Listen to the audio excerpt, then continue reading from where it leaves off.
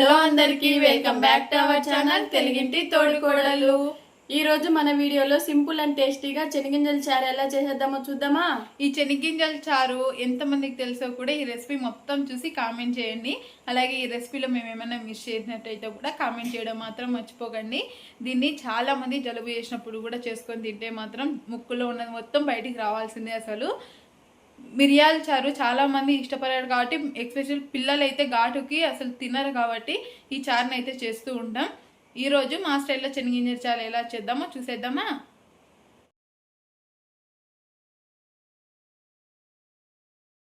ముందుగా చారు కోసం అయితే ఇంత చింతపండు తీసుకుంటున్నాను. దీన్ని నానబెట్టేసుకుందాం. మనం చారు కావాల్సినవన్నీ ఫ్రై చేసుకునే లోపు చింతపండు కూడా చక్కగా నానిపోతుంది. దీన్ని ఇప్పుడు పక్కకు పెట్టేస్తాను.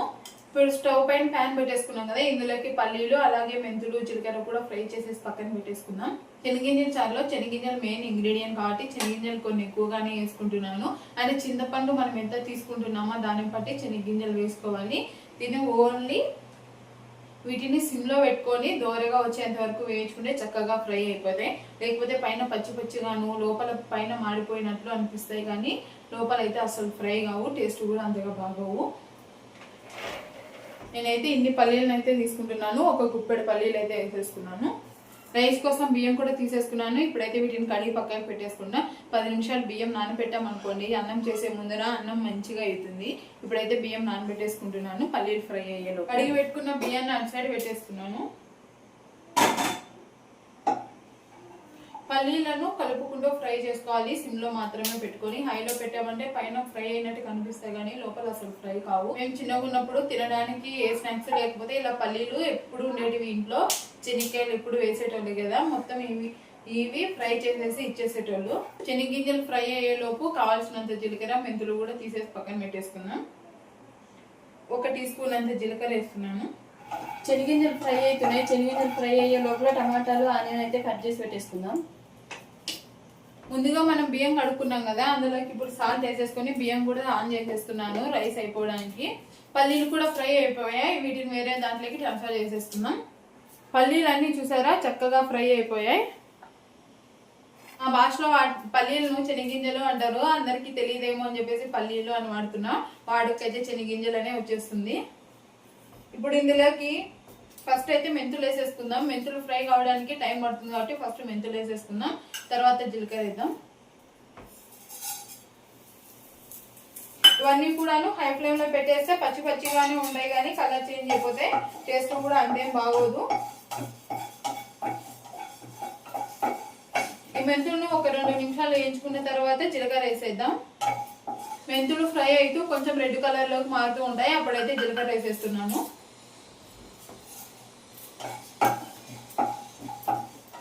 ఆల్రెడీ ప్యాన్ బాగా హీట్ అయిపోయింది కాబట్టి ఎక్కువ ప్యాన్ లో ఏం చేసామనుకోండి ఆడిపోతాయి. ఆపేసుకున్న తర్వాత కూడాను ఒక 2 నిమిషాలు ఫ్రై చేసేసుకొని తీసేసుకుందాం. ఈ రసం అయితే చాలా టేస్ట్ ఉంటుంది. ఒకసారి అయితే మా స్టైల్ ఈ రసం ట్రై చేసి చూడండి. నిజానికి ఈ చారుని మా సైడ్ టమోటా చారు అవి చేసుకోవడం కూడా తక్కువనే, శనగింజల చారు ఎక్కువగా ఇష్టపడుతుంటారు. ఇది యాస్ట్రీ చేపల పులుసులో చేపల్ని స్కిప్ చేస్తే ఎలా ఉంటుందో అదే టేస్ట్ వస్తుంది, చాలా బాగుంటుంది. ఇది ఇప్పుడు నైట్ చేస్తున్నాం కదా, రేపు మార్నింగ్ కల్లా ఇంకా చాలా టేస్టీగా ఉంటుంది. ఇది నైట్ చేసి పెట్టేసుకొని రేపు మార్నింగ్ కల్లా తింటే బాగుంటది, అన్నంలోకైనా సంగటిలోకైనా. ఈ రోజు ఈవినింగ్ మా పిల్లలకు స్నాక్స్ కూడా ఇందాక ఫ్రై చేసుకున్నాం కదా పల్లీలు, అవే ఇచ్చేస్తున్నాం. ఇవి చక్కగా తినేస్తారు. పొద్దున్నే పల్లీ చట్నీ చేసేటప్పుడు కూడా రోజు వచ్చి తీసుకుంటూ ఉంటారు. ఇప్పుడైతే ఇవే స్నాక్స్ కింద ఇచ్చేస్తున్నాం. హోంవర్క్ చేసుకుంటున్నారు కదా, ఇస్తే చక్కగా తినేస్తారు. శౌర్య అయితే ఎగ్జామ్స్ ఉన్నాయి కదా అని చక్కగా చదువుకుంటున్నాడు. శౌర్య, శనగింజలు తింటావా? తింటూ చదువుకో, సరేనా? అయిపోయిందా చదవడము? సరే, తినేసి తింటూ చదువుకుంటా ఉండు, సరేనా? వీళ్ళకు ఇంకా ఇందులో సాల్ట్ ఇంకా పచ్చిమిర్చి కూడా వేసుకొని తింటూ ఉంటారు. ఈరోజు అయితే పచ్చిమిర్చి ఇంకా సాల్ట్ ఏమి ఇవ్వలేదు, నైట్ టైం కదా, ఓన్లీ పల్లీలు మాత్రమే ఇచ్చాము. శౌర్య అయితే హోంవర్క్స్ చేసుకుంటున్నాడు, పాప కూడా చదువుకుంటుంది, చిన్నాడైతే నిద్రపోయిండు. ఇంకా వంట అయితేనే వాడిని కూడా లేపాలి. ముందుగా ఫ్రై చేసి పెట్టుకున్నాం కదా శనగగింజలు, జీలకర్ర ఇంకా మెంతులు అయితే మిక్సీలో వేసేసుకున్నాం. ఇప్పుడైతే తెల్లగడ్డను కూడా మిక్సీలో వేసేసుకొని మెత్తగా పట్టేసుకుందాం మనం రసానికి. తెల్లగడ్డల పైన ఉన్న పొట్టు మొత్తం ఏం తీయక్కర్లేదు, పాయలు పాయలుగా చేసేసుకొని వేసేసుకోవడమే. ఇప్పుడు దీంట్లోనే మనకు సరిపడంత కారం అయితే వేసేసుకుందాం. కారం అయితే కొంచెం ఎక్కువే పడుతుంది చూడండి, చింతపండు వేస్తాం కదా. కొంచెం పసుపు కూడా వేసేసుకుంటున్నాం. అట్లనే కొంచెం ధనియాల పొడి కూడా వేసేసుకుంటున్నాం. ఈ మొత్తం వాటర్ వేసేసుకొని మెత్తగా పేస్ట్ లాగా పట్టేసుకోవాలి. అందులోపు రైస్ కూడా అయిపోవచ్చింది. దీన్ని ఇంకా సిమ్లో పెట్టేసుకుందాం. అక్క అక్కడ మిక్సీ పట్టేస్తుంది. అంతలోపు ఈ చింతపండు నుంచి చింతపండు పలుపును మొత్తం బయటికి తీసేసుకుందాం. ముందుగా వేయించి మిక్సీ పట్టుకున్నాం కదా, ఇదంతా మెత్తని పేస్ట్ లాగా చేసేసుకుందాం. ఇప్పుడైతే చింతపండు నుంచి వాటర్ని అయితే సపరేట్ చేసుకున్నాం కదా, ఇందులో కలిపేసుకుందాం. ఈ మిక్సీ పట్టుకున్న మసాలా మొత్తం చింతపండు గుజ్జులో అయితే కలిపేసుకుందాం. ఇప్పుడు మొత్తం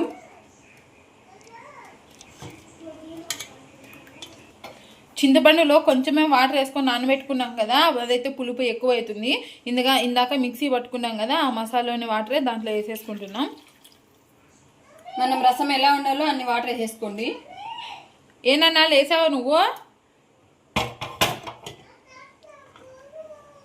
ఇప్పుడైతే తిరువాత కోసం బాండి పెట్టుకున్నాం. ఈ రసంకి ఆయిల్ ఎక్కువేం పట్టదు, కొంచెం అయితే సరిపోతుంది. అయితే కొంచెం వేసుకుంటున్నాం, సరిపోతుంది. ఇంకా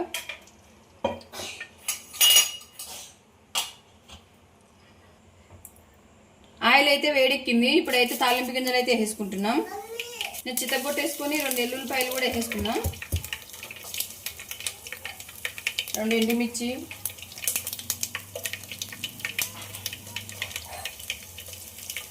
ఇలా కొంచెం కరివేపాకు కూడా వేసేసుకున్నాం. కరివేపాకు కొంచెం ఎక్కువే వేసుకోండి, ఫ్లేవర్ బాగుంటుంది. పోపులో వేస్తాం కదా.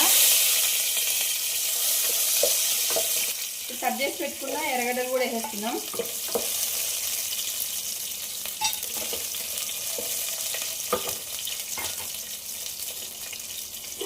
ఇక్కడ అన్నం కూడా అయిపోయింది, అన్నం కూడా ఆపేసుకుందాం. ఈ ఎర్రగడ్డ అంతాను కొంచెం కలర్ చేంజ్ అయ్యేంత వరకు పెట్టుకున్నాం. అంతలోపు ఇందులోకి టమోటా కట్ చేసేసుకుందాం.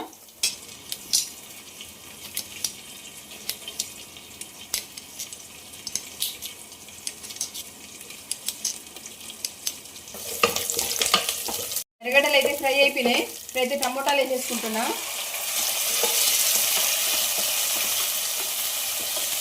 ఈ టమాటా కొంచెం మెత్తగా మగ్గిపోవాలి. మెత్తగా మగ్గేంత వరకు కొంచెం మూత పెట్టేసుకొని పక్కకు ఉంచేద్దాం. పాపడాలు అయితే కొన్ని ఎంచుకుందాం. రసం కదా, మన రసంలో పాపడాలు ఉంటే బాగుంటాయి. టమాటా మగ్గే లోపల పాపడాలు అయితే ఎంచుకుందాం. పిల్లలు పప్పుచారులోకి, పప్పులోకి, ఇలా రసంలోకి పాపడాలు తినాలని అడుగుతూ ఉంటారు. అందుకే పాపడాలు ఎంచుతున్నాం. టమాటా అయితే మంచిగా మగ్గిపోయింది. ఇప్పుడైతే ఇందులో రసాన్ని పోసేసుకుందాం.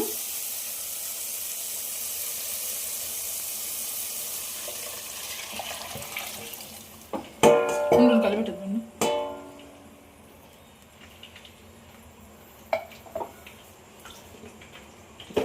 ఇప్పుడైతే రసంలోకి సరిపడా సాల్ట్ అయితే వేసుకుంటున్నాం. అసలు ఇంతవరకు మనం ఎక్కడే కానీ సాల్ట్ అయితే వేయలేదు కాబట్టి చారులోకి సరిపడా సాల్ట్ మొత్తం ఇప్పుడే వేసేసుకుందాం. ఒకసారి ఇప్పుడు మనం సాల్ట్, కారం అన్నీ సరిపోయినాయో లేదో చూసేసుకొని ఒకవేళ సరిపోకపోతే వేసేసుకుందాం. ఇప్పుడైతే మన రసంలోకి కొత్తిమీర అయితే కట్ చేసేసుకొని వేసేసుకుంటున్నాం.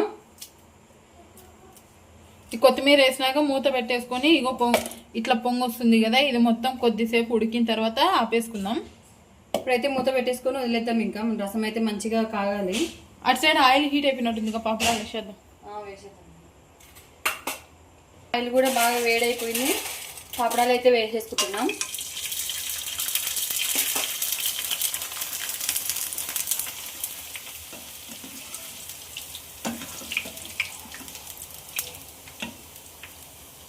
ఎంతైనా పప్పు చారులోకి, చారులోకి ఇలా పాపడాలు ఉంటే దాంట్లో మధ్య మధ్యలో పెట్టుకుని తింటే చాలా బాగుంటుంది కదా.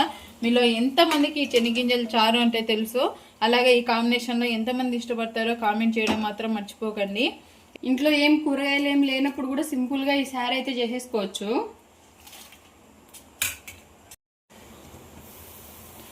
రసం అయితే మంచిగా ఉడుకుతుంది.